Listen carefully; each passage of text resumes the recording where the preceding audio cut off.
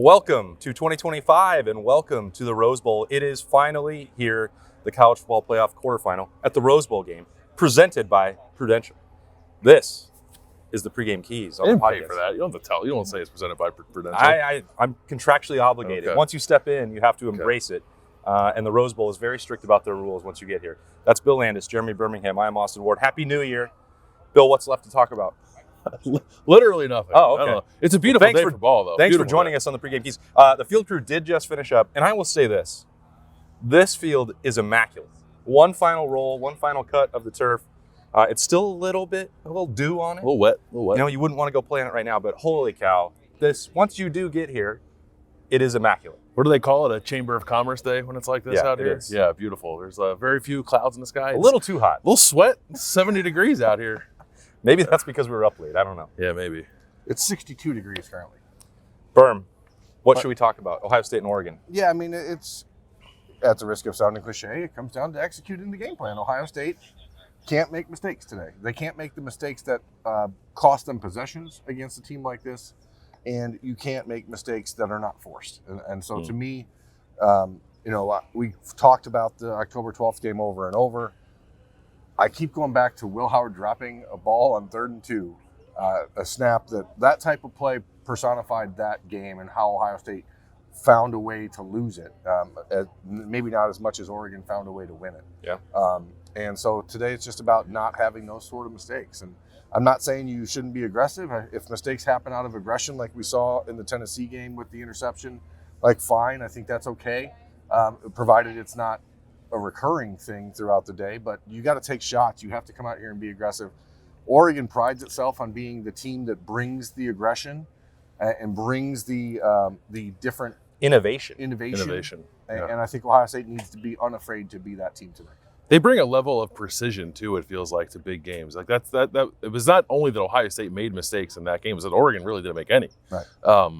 And they've had a penchant for doing that, I guess, in some of the bigger games they played this year. At least I don't know that that's been true of Dan Lanning's entire tenure. So you can't force that to happen, I guess, if you're Ohio State. And it probably begins with making Dylan Gabriel uncomfortable, which we've talked about a lot. But if they can get Oregon rattled a little bit by getting the Ducks to give the ball away, or a untimely penalty, something like that. It's just Oregon really did a nice job of not beating itself in that game in Eugene, and it helps to have the home crowd at your back. I think when you're doing that, I don't know what the split's going to be here, but it won't be that on our way energetic. In, it's hard to get a sense of the split of the crowd. I mean, most of the people I saw in the parking lot were wearing green, but it's also at this point it was still 5 hours before the game. Ohio State did sell out its ticket allotment, right? Yes. But that's only a couple thousand. So I think it's going to be a pretty close to a 50-50 type of crowd. Yeah, and that has to change things, right? I mean, people put this on their bucket list for reasons, and I think it'll probably be a true neutral site game, which is how it should be, and it'll be fun, and people will be engaged, and they're going to watch, I think, the best game of the playoff. That's my anticipation. I think, as I said on Tuesday, I think these are the two best teams in college football. The one that they played 2 months ago, the game they played in Eugene, was a classic. I know that it stings Ohio State, and Will Howard's been talking about the nightmares that he's had and how he is blessed for the second chance. Ohio State played a great game. Just because they lost, it shouldn't diminish or cost them any confidence going into this. When they went toe-to-toe with Oregon, as they can go toe-to-toe with anybody. And you mentioned one more thing there with Will Howard that hasn't even been on the list of the 6 or 7 things that went against Ohio State that I've talked about. They know that they can win this game, and they don't have to come in afraid of that. I do think, to your point, Bill, there have been moments where the innovation of Dan Lanning has cost him, that he gets a little overly aggressive in situations where he doesn't need to, and he feels like they have to press the issue. If Ohio State can put him on the back foot in the first quarter, we've spent a lot of pregame keys this year talking about, can Ohio State get off to a fast start? Can they put their foot on somebody's throat? I mean, obviously that's the goal every single time out, but if that happens and if they throw the first punch, how would Oregon respond to that? I think it's a bigger question than it would be if the opposite was true for Ohio State. That's a good point. I don't know if thinking back on Oregon's season, how often that's happened. I guess you could say the Wisconsin game was a little tight, but I don't know that it really ever felt like it was out of Oregon's grasp. It was just kind of like a sloppy game. And Dan Lanning made some questionable decisions in that game as well. He did, and even when Ohio State played Oregon, there was an opportunity there that if Quinshon Judkins doesn't fumble and Ohio State goes down and score, that probably puts Oregon in the most adverse situation it's been in all season, but it didn't quite come to fruition. So that is probably an unknown element in this game, because Ohio State has been hit a few times, right, and has a loss or two on its ledger. So I think we know a little bit about the resolve of Ohio State. Maybe we don't know so much about Oregon's yet. Who is one player, Berm, that we have not talked about that you think is going to be critical? I mean, we talked about him a little bit. TreVeyon Henderson, I think, is the guy that is one of the chess pieces in this game that is not going to get all the pregame hype and all the pregame buzz because he's splitting time with Quinshawn. He's not even the starting running back. Obviously, you have Jeremiah Smith and Emeka Ibuka and all the conversation about Will Howard and how much this game and the rematch means to him personally. But if TreVeyon Henderson is an integral part of the offense for Ohio State, the Buckeyes are going to win this game. If he's a weapon for Ohio State like he can be, as we said on the bold predictions, you said 6 catches for 95 yards. I said I think he's going to have 100 yards receiving. If they can get that sort of productivity out of TreVeyon Henderson, the Buckeyes will win this game by 2 scores. I would probably say Carson Hinsman.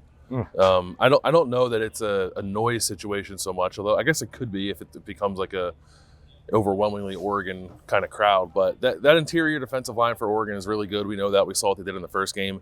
All the stemming and stuff they do, the movement up front, it can just be a lot to handle. And Carson's a veteran now, so he should be able to handle it. And I think it's as simple as like if those 3 guys, or I guess it's 4 guys, in the middle are kind of on their game or on their game enough, then Ohio State shouldn't really have any trouble moving the ball. But it could get dicey if they don't have the proper mindset or they get a little rattled on a stage like this. There is a lot of inexperience there kind of outside of Carson Hinsman. And even for him playing in games like this, right, he didn't play in the bowl game last year, and that wasn't even nearly the same thing. So interior offensive line generally, but more specifically Carson Hinsman at center.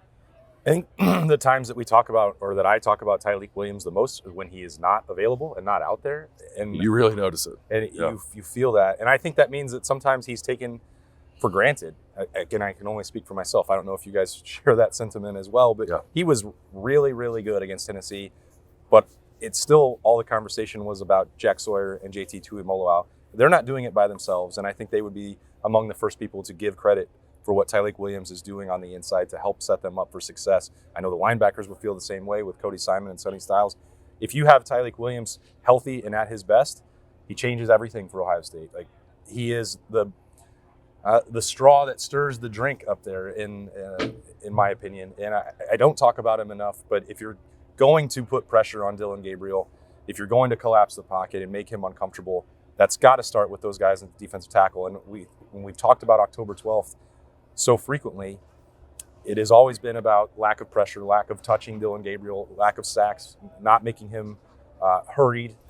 And that can't happen for Ohio State to win this game. So I think that puts the onus on Tyleik Williams, and maybe that seems obvious to some people out there, but I haven't talked about him nearly enough or really at all in the build-up to this game. Yeah, he definitely got overshadowed a little bit by Jack and JT. I thought they all kind of played similarly, but of those 3, I think the guy we've seen that level of play from the most is Tyleik too. So maybe it was less surprising or less noteworthy that it happened. But no, he's a real wrecking ball in there. We know that when he's on, and he should be that today. Another guy you just brought up is Sonny Styles, who at that point in the season when Ohio State went to Eugene, I think was just starting to turn the corner a little bit on what it means to be a full-time linebacker.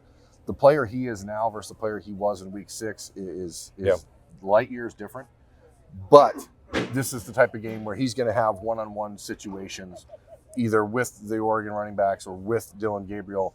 And we've seen Sonny in those moments over the last 2.5 years now, where he's been able to be shook or to be in the wrong spot. And so I think he's a player that we haven't talked a lot about. Ohio State obviously has to get after Dillon Gabriel.